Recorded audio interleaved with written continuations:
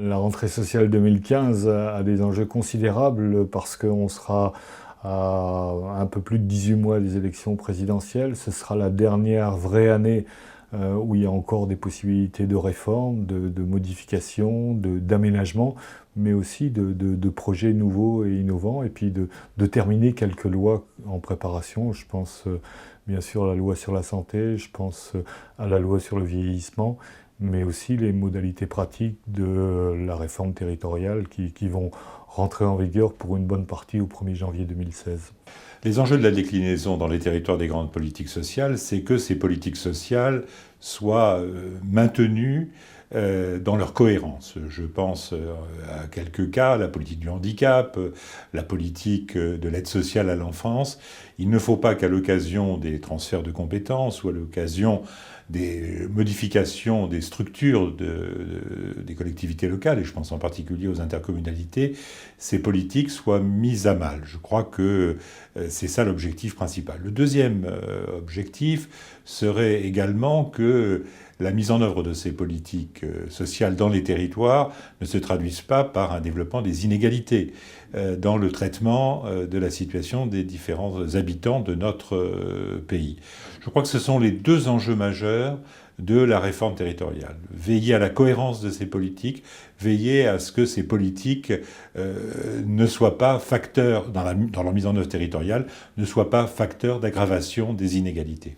Rendre les politiques nationales efficaces sur un territoire, ça a toujours été compliqué et ça le sera encore davantage demain parce qu'on est sur une culture jacobine depuis plus de 200 ans où les lois se décident au niveau du Parlement et puis des propositions du gouvernement et puis son application, elle se fait sur le terrain avec d'habitude des représentants de l'État assez forts, préfecture, sous-préfecture, et là la montée en puissance des régions, des métropoles, des départements, des intercommunalités vont faire une disparité territoriale qui va être en même temps enrichissante parce que ça elle va être très diverse, en même temps elle va être plurielle et puis laisser place à l'innovation, et en même temps compliquée parce que quelque part on perd un peu le principe de l'équité territoriale, du rattrapage des inégalités d'un département sur l'autre ou d'une ville ou d'une région sur l'autre, ce qui est quand même un problème depuis la décentralisation. On s'est toujours engagé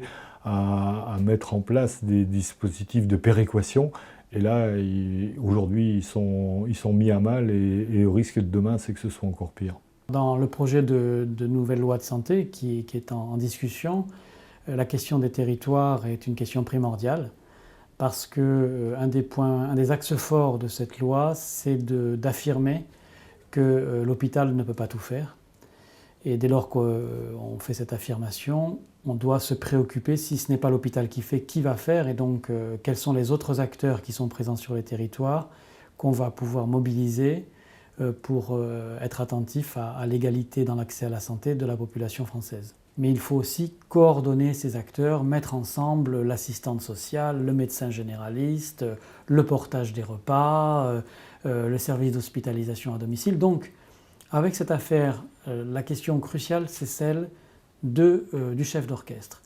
L'autre aspect important, c'est que ce n'est pas qu'une question sanitaire. Et que donc l'UNIOPS a aussi interpellé la ministre en disant que l'accès à la santé sur les territoires nécessite de ne pas occulter le rôle des acteurs sociaux et des acteurs du champ médico-social dans l'accès à la santé des populations.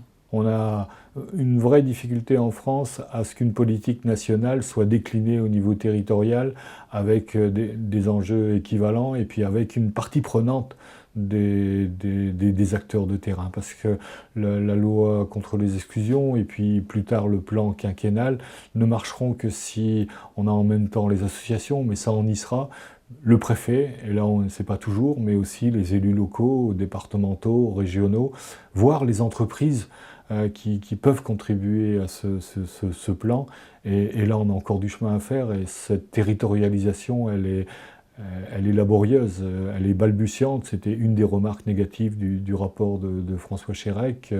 Et donc, on s'y attelle, mais elle sera difficile, compliquée. Et en même temps, c'est le vrai enjeu de réussite de ce plan, c'est qu'il soit établi sur le territoire dans toutes les zones urbaine et rurale de notre pays.